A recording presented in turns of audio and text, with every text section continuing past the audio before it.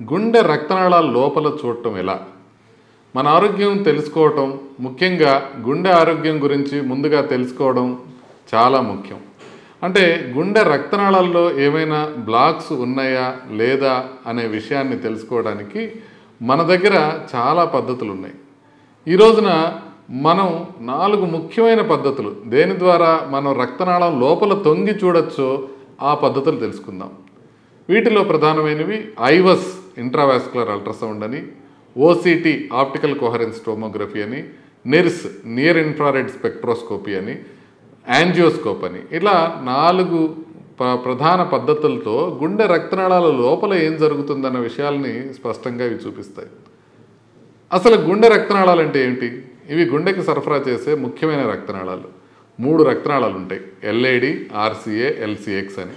ఈ 3 ప్రధానమైన రక్తనాళాల ద్వారా గుండెకి రక్తం తెరుస్తుంది. అయితే ఈ రక్తనాళాలు సరిగ్గా పనిచేయకపోతే ఏమవుతుంది? రక్తనాళాల్లో ప్లాక్స్ లాగా, అంటే ఒక అడ్డంకిలాగా ఏర్పడితే రక్త ప్రసారానికి అడ్డంకి ఏర్పడుతుంది. అది కంప్లీట్గా మూసుకున్నట్లయితే హార్ట్ అటాక్ వస్తుంది, లేదంటే యాంజైనా అని కానీ, అన్స్టేబుల్ యాంజైనా అని కానీ వస్తుంది. మరి ఇంట్రాకరోనరీ ఇమేజింగ్ ఎవరికి అవసరం? ఇప్పుడు మామూలుగా యాంజియోగ్రామ్ చేస్తే బ్లాక్ తెలుస్తుంది కదా. ఇంట్రాకరోనరీ ఇమేజింగ్ ఎవరికి అవసరం అంటే ఆ లోపల ప్లాక్ కంపోజిషన్ ఎలా ఉంది, దాంట్లో కాల్షియం ఎక్కువ ఉందా లేదా, దాంట్లో లోపల ఫ్యాట్ ఎక్కువ ఉందా లేదా, ఇలాంటివి మనకు తెలుస్తాయి. దాన్ని బట్టి మనం గుండెకి చికిత్స చేయడానికి కరెక్ట్గా ఉపయోగపడతాయి అన్నమాట. ఈ ఐవస్ అంటే ఏంటి? ఇంట్రావాస్కులర్ అల్ట్రాసౌండ్ అంటే మనం పల్స్లో చాలా కామన్గా చేస్తుంటాం. ఐవస్ అనేది ఏంటంటే ఒక చిన్న అల్ట్రాసౌండ్ ప్రోబ్ని పంపించి రక్తనాళం లోపలికి ఆ రక్తనాళం గోడల వివరాలని 360 డిగ్రీస్లో చూస్తాం. మొత్తం అల్ట్రాసౌండ్లో కనపడతా ఉంటుంది. దాంట్లో ఏమేం కనపడతాయి అని అంటే ప్లాక్ కంపోజిషన్, ప్లాక్ సాఫ్ట్గా ఉందా హార్డ్గా ఉందా అనేది తెలుస్తుంది. దాంట్లో కాల్షియం ఎంత ఉంది అనేది తెలుస్తుంది. ఆ కాల్షియం మొత్తం చుట్టుపక్కలంతా ఉందా లేదా అనేది తెలుస్తుంది. ఆ ల్యూమెన్ సైజ్ ఎంత ఉంది, అంటే ఇప్పుడు స్టెంట్ వేసామంటే స్టెంట్ డయామీటర్ ఎంత ఉండాలి అనేది మనకి క్లియర్గా తెలుస్తుంది. స్టెంట్ లెంగ్త్ ఎక్కడ ఉండాలి అనేది కూడా మనకి తెలుస్తుంది. స్టెంట్ వేసిన తర్వాత స్టెంట్ కరెక్ట్గా అమరిందా లేదా అనేది కూడా ఐవస్ ద్వారా తెలుసుకోవచ్చు. దాని ద్వారా కనుక మనం బెలూనింగ్ మామూలుగా చేసినట్లయితే స్టెంట్ రీబ్లాక్ వచ్చే అవకాశం తగ్గుతుంది. ఆ ప్లాక్ ఎంత ఉంది, ఆ ప్లాక్ తగ్గించడానికి మందులు పనిచేస్తున్నాయా లేదా, అసలు స్టెంట్ అవసరం ఉందా లేదా అనేవి కూడా ఐవస్ సహాయంతో తెలుసుకోవచ్చు. ఇకపోతే ఓసిటి అంటే ఏంటి? ఓసిటి అంటే ఆప్టికల్ కోహరెన్స్ టోమోగ్రఫీ.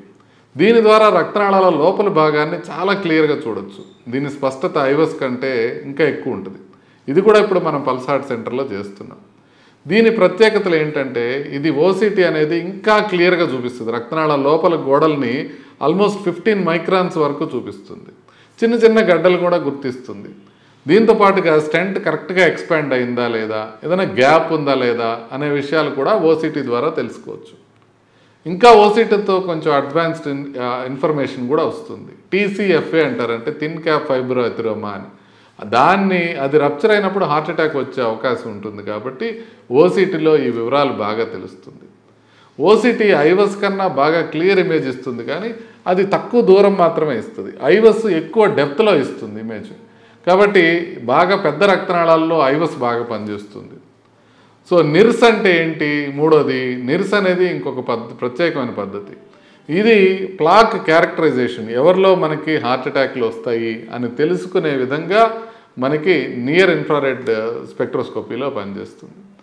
దీంట్లో ఫ్యాట్ రిచ్ ప్లాక్స్ అనేవి బాగా కనబడతాయి అనమాట. ప్లాక్ లోపల ఫ్యాట్ ఎక్కువ ఉందా, కాల్షియం ఎక్కువ ఉందా అనేది చాలా క్లియర్గా నిర్స్లో తెలుస్తుంది.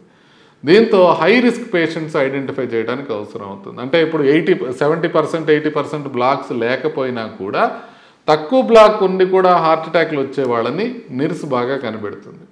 ఆ నిర్స్ ఏంటి? ఆ ఇన్ఫ్రారెడ్ లైట్ని రక్తనాళం లోపలికి పంపించి దాంట్లోపల ఆ ప్లాక్ లోపల కెమికల్ కంపోజిషన్ని క్లియర్గా తెలియజేస్తుంది. ఇకపోతే 4వది యాంజియోస్కోప్ అనేది. యాంజియోస్కోప్ అనేది రక్తనాళాల లోపల ఒక చిన్న కెమెరా లాంటి పరికరం అనమాట. అది పంపిస్తే డైరెక్ట్గా రక్తనాళం లోపల చూడొచ్చు మనం అసలు ఏముంది అని. రియల్ టైంలో మనకి రక్తనాళం లోపల ప్లాక్ ఉందా, క్లాట్ ఉందా, లేకపోతే కాల్షియం ఉందా, ఇవన్నీ చాలా క్లియర్గా యాంజియోస్కోపీలో చూడగలుగుతాం. యాంజియోస్కోపీలో ప్లేక్ రంగు ఎట్లా ఉంది, ప్లేక్ స్ట్రక్చర్ ఎలా ఉంది అనేది కూడా బాగా తెలుస్తుంది. అయితే యాంజియోస్కోపీలో మనకి ప్రాబ్లం ఏంటంటే యాంజియోస్కోప్ వైడ్గా అవైలబుల్ లేదు. నిర్స్ కూడా ఇప్పుడే మనకు వస్తుంది. ఐవస్, ఓసిటీ అనేవి మనకి ఇండియాలో బాగా అవైలబుల్ ఉన్నాయి, మన పల్సాట్ సెంటర్లో కూడా అవైలబుల్ ఉన్నాయి. బట్ నిర్స్ అనేది ఇంకా కొత్తగా వస్తుంది, ఇప్పుడే అన్ని చోట్ల అవైలబుల్ లేదు.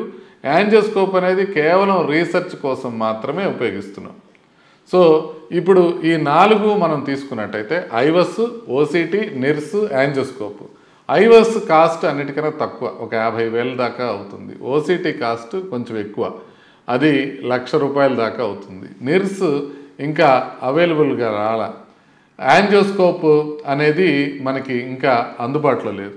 సో వీటిని ఉపయోగించడం ద్వారా మనం రక్తనాళం లోపల ఎంత మేరకు బ్లాక్ ఉంది, ఎంత తీవ్రత ఉంది, ఏ బెలూన్స్తో చేయాలి, ఏ స్టెంట్స్ వేయాలి, ఎంత స్టెంట్ వేయాలి, ఆ స్టెంట్ పరిమాణం ఎంత ఉండాలి, ఆ స్టెంట్ వేసిన తర్వాత బెలూన్ ఎంత ప్రెషర్లో చేయాలి, ఆ బెలూన్ మనకి కరెక్ట్గా సరిపోయిందా లేదా, స్టెంట్ బాగా ఎక్స్పాండ్ అయిందా లేదా, ఆ ఏరియాస్ ద్వారా మళ్ళీ స్టెంట్లో రీబ్లాక్ వచ్చే అవకాశం ఉందా లేదా, మళ్ళీ స్టెంట్ లోపల క్లాట్ వచ్చే అవకాశం ఉందా లేదా, ఇవన్నీ కూడా మనకి ఇంట్రాకరోనరీ ఇమేజింగ్లో తెలుస్తాయి.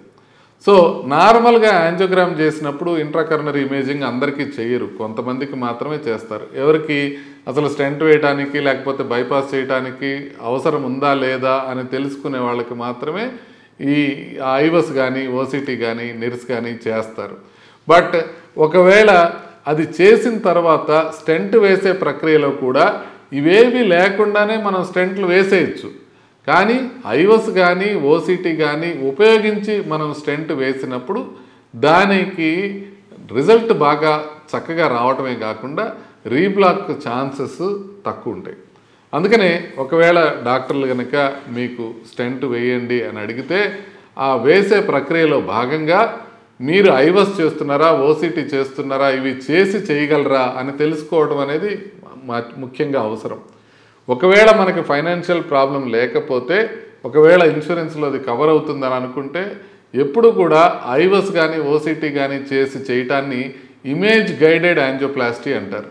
ఈ ఇమేజ్ గైడెడ్ యాంజియోప్లాస్టీలో రిజల్ట్స్ ఖచ్చితంగా బెటర్గా ఉంటాయి.